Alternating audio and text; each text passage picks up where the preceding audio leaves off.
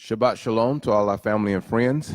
Another beautiful Sabbath Abba has blessed us with, and we are excited about what the Lord is doing. I'm also excited about what the Lord is saying. There are some wonderful flows that are coming out of this particular prophecy, and I am excited about it. I know Papa B is too. Listen, this is Torah Talks with Tony and Bill. I'm Tony. This is Bill, Papa B as I call him.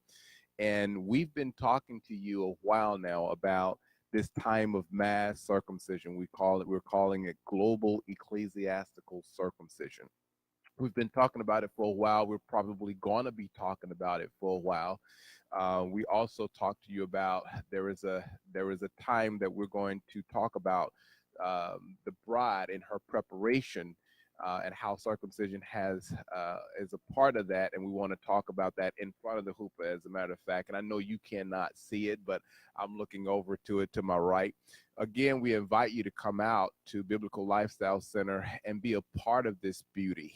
When I come into the center, I think of the beauty realm. I think of when I see all the colors and how the colors impact and the messages and the banners, I think of the beauty realm. And it's such an awesome place to be in, especially during times of meditation and Shabbat when we're talking about the word. Just a beautiful time. And again, I invite you to come out. But we want to jump right back into this. What I want to do first is kind of go back over the prophecy. We haven't talked about the prophecy in a while. This is kind of what started this whole thing, is how we got into this process. Back in October, around October 28th, we actually printed this, and we kind of sectioned off. I like the way Papa B is kind of structured. We kind of sectioned off because the prophecy has layers to it. And you want to kind of talk, I want to read it to you, and I'll read it to you in the layers as it's presented. So the church has entered a time of mass circumcision like unto that which took place during the time of Moses after the mass deliverance of the Hebrew people from Egypt. When we get back to looking at these layers, I kind of want to talk about what the Lord shared with me concerning even just that one paragraph there after the mass deliverance. And we'll get into that. The effect will yield a similar environment to that which surrounded the time of Israel's circumcision. Kingdom culture will emerge with a fiery zeal that will consume the circumcised. I love that. The covenant of Abba with his people will be felt or experienced throughout the world.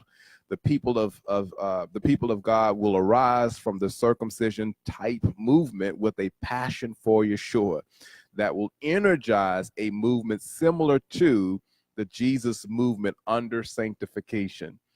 It will trigger more hatred from the world and false religious systems, and will bring about some of the first stages of persecution on a global, unprecedented stage or scale.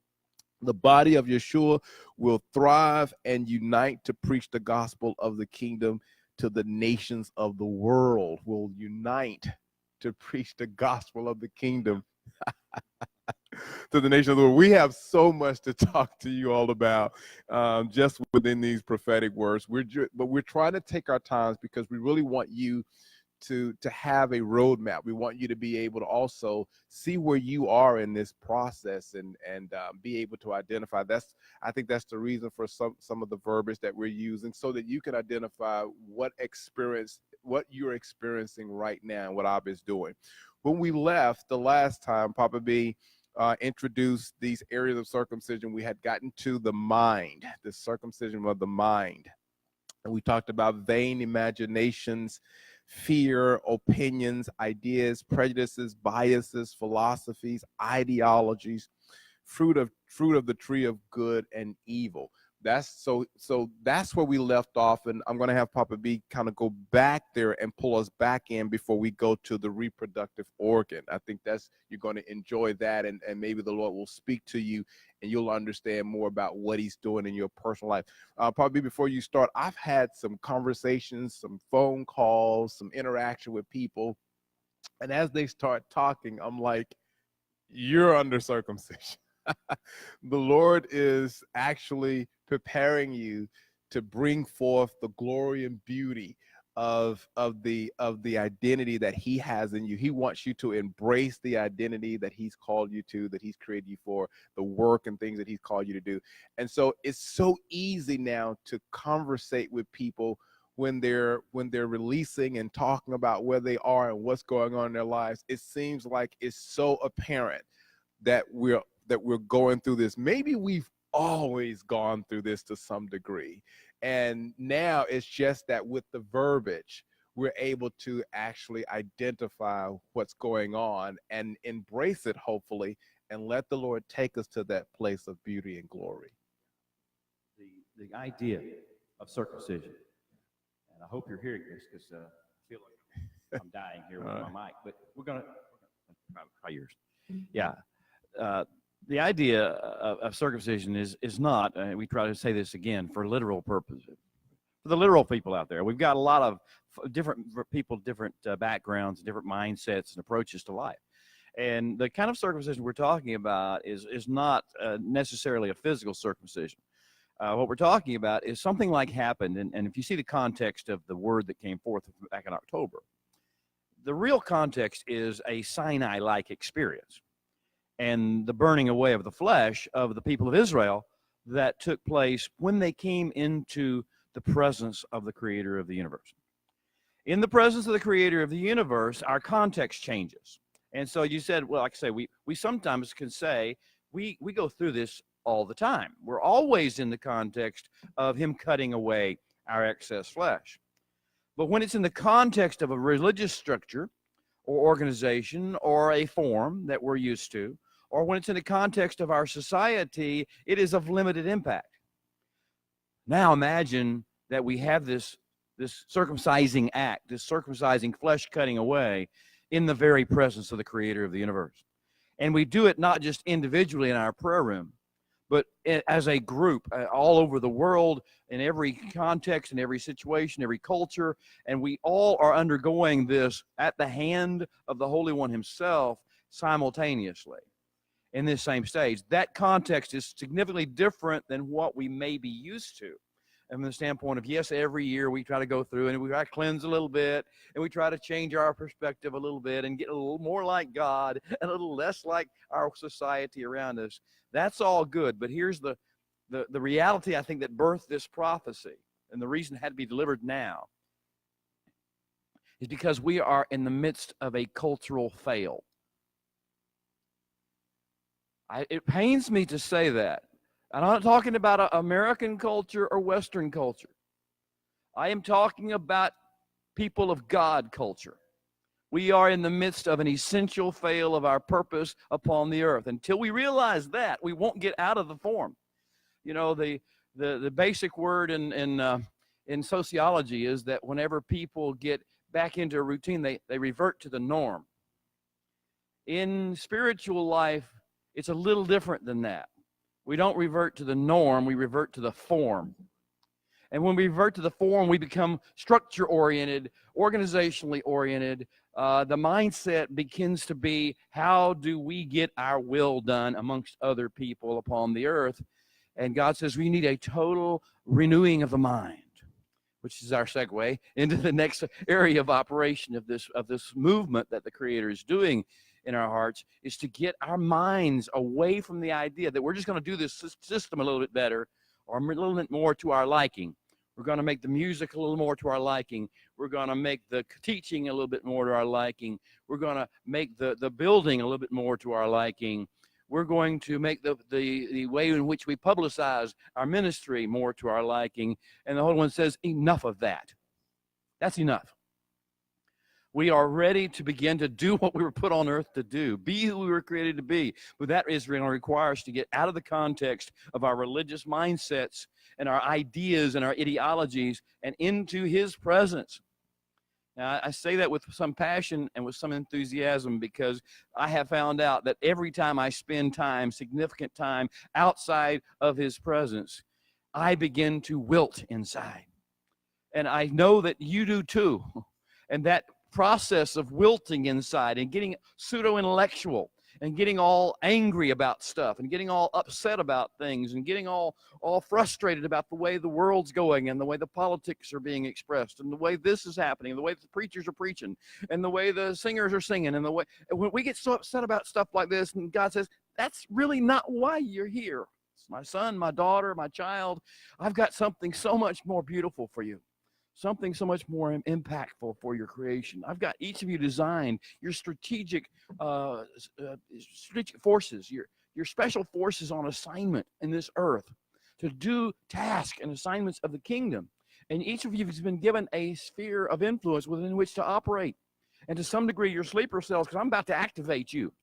I'm about to call you forth and call you to do what you were born to do, and do it in your families, do it in the context of life and work, do it in the context of community activities, and in the context of a day and an age and a time that's real, the real-time kingdom of God coming to the earth.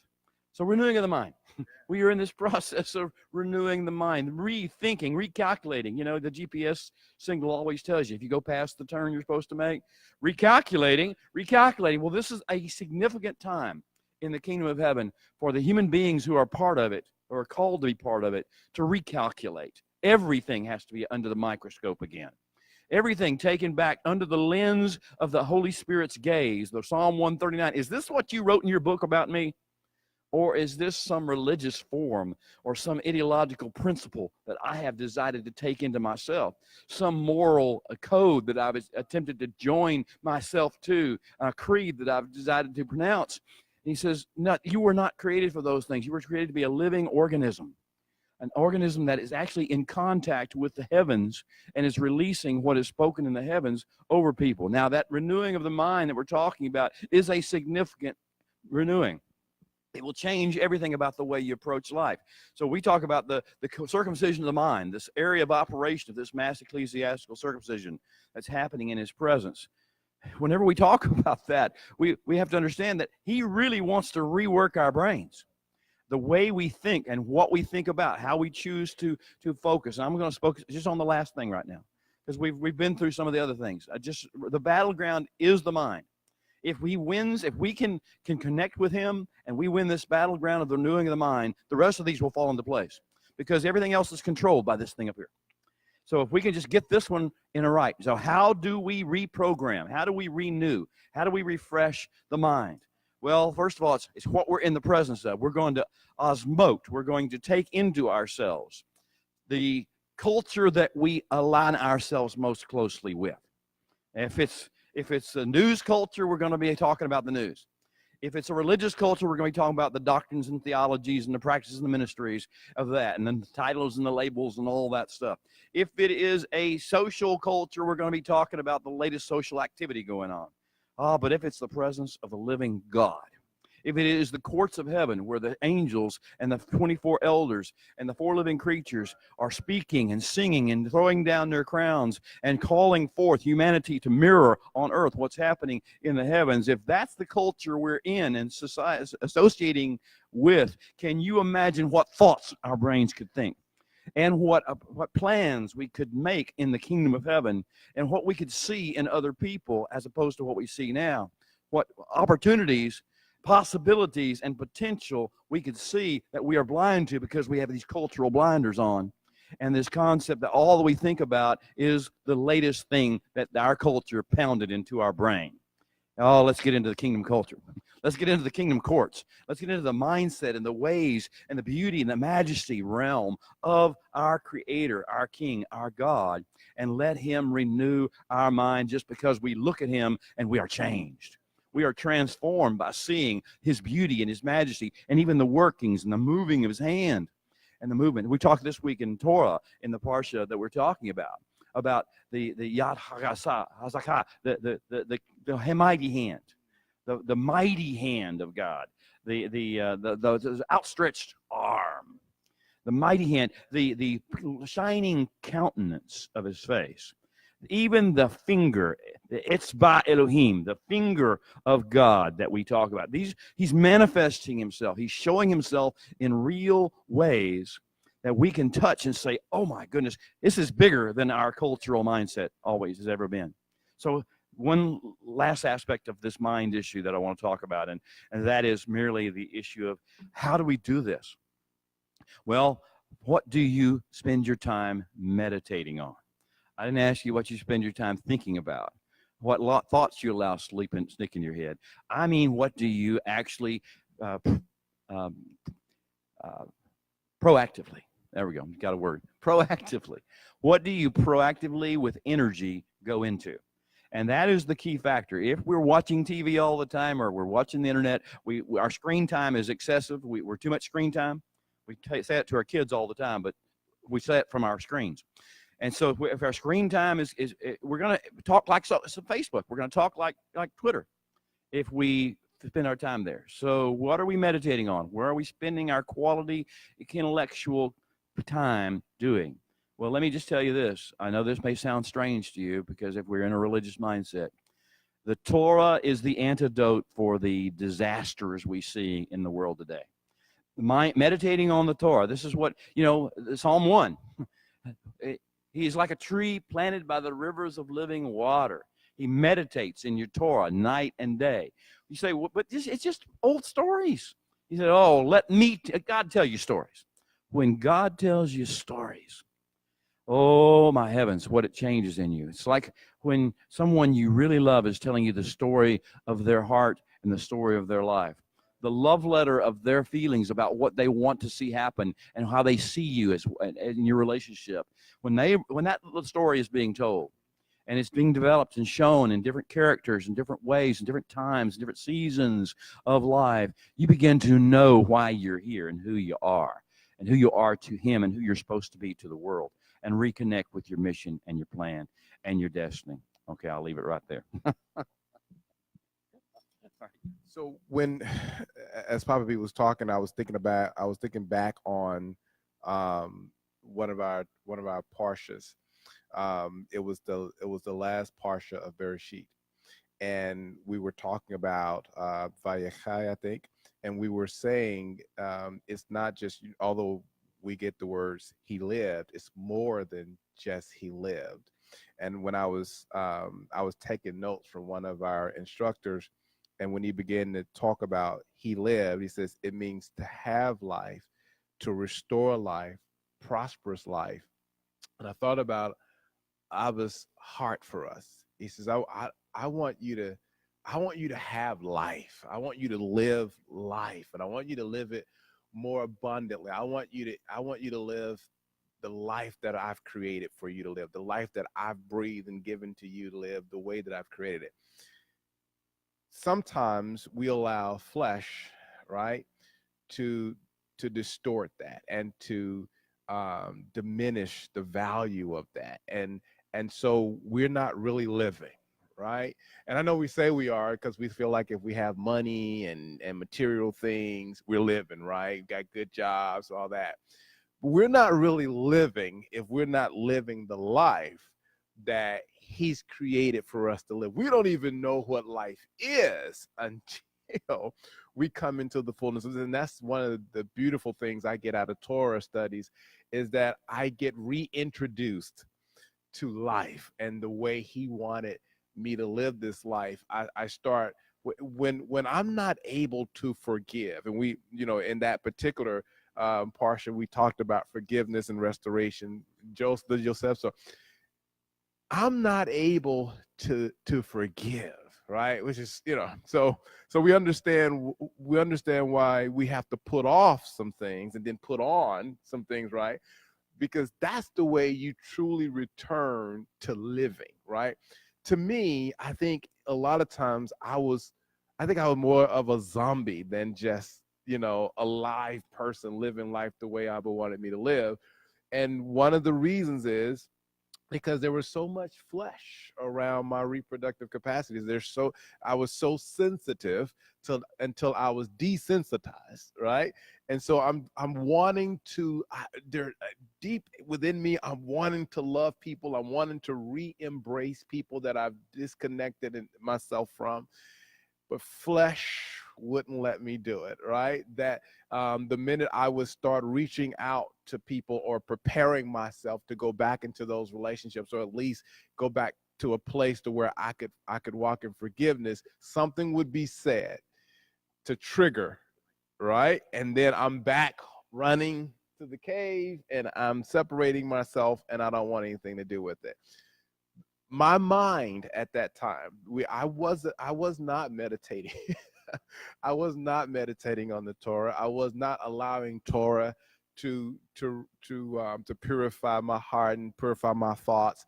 I was sulking in that moment, right? And constantly reliving in my mind what someone had done, right? To cause me to feel like that, and somewhat feeling justified. Somewhat feeling justified. No, I should feel like this because they, blah, blah, blah. But what I'm realizing through this is that through circumcision, because he is able to cut those things away and help me to put off a lot of this malice and anger and wrath, I'm able to put on, right? I wasn't able to put on initially, but now I'm able to put on. And because of the circumcision, it's easier for me to wear Yeshua the way I should wear, to wear his conduct, right? To approach people the way he would approach people, to respond even the way he would respond. So I'm finding it easier to do so. And I believe it's because I'm now engaged in this process and I'm yielding and I'm surrendering, which is a part of the circumcision. I'm surrendering my agendas. I remember when you first introduced that to this topic, you have to surrender your own agendas. Oh my goodness. How do I do that? And so when I began to surrender, when I began to allow him to circumcise and to cut away and to lead and guide me through that process as well, then I found a lot of the things that he had instructed me to do or encouraged me to do and reminded me to do, those things became easier and easier. Now I understood his laws are not burdensome. That's not where the weight is coming from. So he says, lay aside every weight, right? And the sin that does so easily beset us. And so for me, that's what circumcision allows me to do. Now, as we move from the mind into the reproductive organ, I want you to at least start that process, because here I see that word surrender again, right? We had dealt with it early on, but I see it coming up again. And so these are the things that are written. And again, you can have these outlined. Reproductive organ, surrender of sexuality, fasting, abhorrence of admixtures, surrender organ for covenant only use, subordinate sexual appetite, seed and progeny of divine plan, purpose, and protocol. And I'll let you just take it from there. Yeah. This is a cultural, we have to go through this process. We have to have this conversation in the culture, the times that we live. The thing about, if you think about circumcision, obviously the mind goes immediately to this physical act. And the physical act is the male reproductive organ as a child, on the 8th day of the child, and there's a physical cutting away of certain flesh, the foreskin, around the outside. Now, if you understand the concept, if you ever peeled an onion, this is the message of the physical act of circumcision. We are just peeling the first layer of the onion. If we understand that now the issue is going to be the whole purpose for which this child lives, according to our covenant, we're dedicating it to this covenant. We are saying this child lives for the purposes that God designed this child for. This child is here at a given time that has been assigned to it by the creator of the universe for a strategic kingdom purpose, leading to another phase of the strategic kingdom plan being implemented. That means that we're going to start at the top of the onion and we're going to start peeling back. Now, if you understand, I'm going to take that into the realm of sexuality and our approach toward the sexual ways of life. Even our gender, who we think we are as a man or as a woman or as a boy or a girl. Boy, are we confused these days, right, in the society that we live. So we need to have this conversation among the people of God. Now, if we understand that sexuality is merely one outer layer of the onion, there is something underneath. And if you understand, the organs of sexuality are not necessarily, the things that you normally think about, that the doctors talk about. This is an organ of sexuality. These are organs of sexuality. These are organs of sexuality. Our lips are organs of sexuality. What we talk about, what we allow ourselves to think about, what we allow ourselves to look at. Our clothes are organs of sexuality. They express things about this that are designed for kingdom purposes but are being manipulated, totally overtaken. We have abdicated to the world around us who we are as sexual beings, as males, as females, and how we will approach this process. Now, this is kind of important for the kingdom because we are designed to be fruitful and multiply, but we will only multiply that which we are. So be careful about your multiplication issues. And so as we begin this process of developing the issues of what is sexuality supposed to look like, we're supposed to be a model to the rest of the world. All of us who are in the kingdom, all of us who claim to know the creator of the universe and have communication with him, be in conversation with him, we are called to a state of wisdom and a state of surrender to his plans and his wills. And the sexuality thing, since it's so important to the world, has to become important to us too. We cannot approach either the way we present our sexuality or what we ask for from sexuality from other people, our whoever, the other gender or whichever gender you wish to think about here. Whatever we think we're going to get out of it or give to it has to be totally surrendered to the creator of the universe. And he says, if you will do that, I will make your life meaningful and beautiful, and you will have the impact. I'm not going to take pleasure away from you. I'm going to redefine what you think is pleasure to show you what pleasure really is. And this whole issue of the kingdom. Now, if we can get this, I put down here that we are to surrender our sexuality and our gender to the plan of God. That means that every organ of sexuality, including our mind, our eyes, our mouth, our hands, every aspect of the clothes we wear, the way we present ourselves to the world, what are we trying to say to them? What are we trying to talk to them about? All these things will be surrendered to the plan of God. We are thinking not just in terms of what will make our expression of who we are feel better to ourselves. We're thinking about how will we serve the Creator? How will we serve our King? How will we send his message better, more thoroughly, and how will we help the society we live in cleanse itself of the perversion and the sickness and the disease that sexuality has become? We think of it weird, we act toward it weird, and quite frankly, in the history of the last 30 years, since the sexual revolution at least, probably before that, but we'll just use that period of time, the church's view of sexuality has become what I call cosmopolitan light. We use the same ideas. We have the same approach in the Christian theology and the Christian psychology of sexuality. It is the same approach as Cosmo. The language is cleaned up a little bit. From our perspective, we say different words to express the same thought. The thought of the Cosmo approach to sexuality is it's all about your fun and pleasure. It's all about thrills and seeking. It's all about you getting what you want, what you think you physically need. And the kingdom says, seriously, is anything in the kingdom about that? Is anything in this world about that sensual, seductive approach to life? Is food that supposed to be that way? We've talked about food.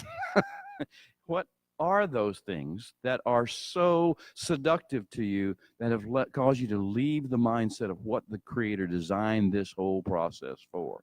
We are not animals. If we are expressing our sexuality, our gender, as animals do, then do you see there might be a problem in us fulfilling the plan of the kingdom of heaven, about us healing and fixing, purifying the ways of the world, of modeling true kingdom life as opposed to the way we're doing. We're not supposed to be a little bit better at that than the world is. We're supposed to have a totally different approach in every facet of how we think about it, what we think about, and how we then express both who we are to the world, how we dress, how we act, how we move, how we groove, how we talk. All these things need to be surrendered to the plan of God. I could go further in this. Basically, all our different organs of sexuality are His to deal with for His purposes, not for our unique momentary pleasure. If we could just sum up all, and we've got more to talk about here, whether we get to it next week or next time or not, but if we could just sum up the issues that we're dealing with here, it is that the Creator is so wonderful and so beautiful and so grand and so wise that He has designed us to be about more than just the instantaneous gratification that the world thinks is so important. The thing about Torah, it teaches you, is the now is important, but it's not that important. Because the now is part of a grand scheme, a much greater plan. The now is a doorway to the future. And what's in the future is more important than what's in the now. And so with that process, the same thing holds true with regard to this issue of reproduction, of sexuality, of gender approach, gender identification. These things are not about how we feel right now. These things are only minimally about that, and mostly about what kind of residue of the kingdom can we leave behind through virtue of how we do deal with the now. As we prepare to close, I want to kind of leave this thought with you. I was reading a book by Miles Monroe. He's passed on since. He was a pastor in the Bahamas, and one of the things that he pointed out in this book was, he says, anytime you don't know the purpose of a thing, the abuse of that thing is inevitable, right? And what we see right now in our world is a lot of abuse, right? Of things that have beautiful purpose to it. God gave it its purpose, right? And so because we don't know the purpose of these things, we are inevitably abusing them, right? And I applied that to even my wife. I said, she's a woman, she's my wife, she's a mother, she is a daughter, she is a sister, right? And I looked at my wife and my relationship to her, and I asked myself, do I know what her purpose is, right?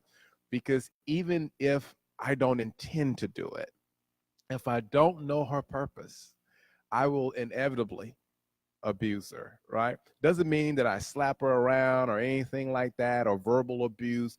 It just means that I'm not encouraging her to walk in her purpose. I'm not contributing to her walking in her purpose. Instead, I'm creating barriers to that. I'm being a distraction to her walking in her purpose. I would ask that we undergo and that we engage in this process, because it's time for the body of Messiah to model what relationship to creation should look like. It's time for us to get back to treating things and treating creation and treating one another with a sense of purpose. And that's what I love about the Torah, is we're constantly reminded of what the purpose of a thing is, right? I love that, because the more I'm reminded of this creation, this creation's purpose, why it was put here, what the purpose of, why is water here, why does the sky exist? You know, the more I'm reminded of those things, the closer I get to returning to my relationship to those things, right? And so as we're talking about circumcision, I pray that you are reminded through this process of what your purpose is. Why are you here? Why did the Lord put you here? And what is this time for? Listen, I want to make just a few announcements for those of you that may be thinking on this in this mindset. If you want to come out to Biblical Lifestyle Center, we totally invite you to come out. We want to see you. The address is 907 County Road, 2311 Texarkana, Texas 75503. BiblicalLifestyleCenter.org. If you would like to go out to our website and peruse the site and see what's there and get more information concerning what we do here. Our services, our meetings are 9:30 on Shabbat on Saturdays. Our fellowship is at 9:30. At 10 o'clock, we have our Torah studies, and you would totally enjoy that. Also on Wednesday at 6:30 p.m., we have Bible study. We come in and Papa B goes over or walks through some of the revelation flow. We want you to come out and be a part of this family. Come out and enjoy it. If you're wanting to send gifts, we welcome you to do that, and you can go to our website, and that will guide you through that process. Look, until next time, don't forget to pray for those who are affected by the decisions we make in our country. Shabbat Shalom.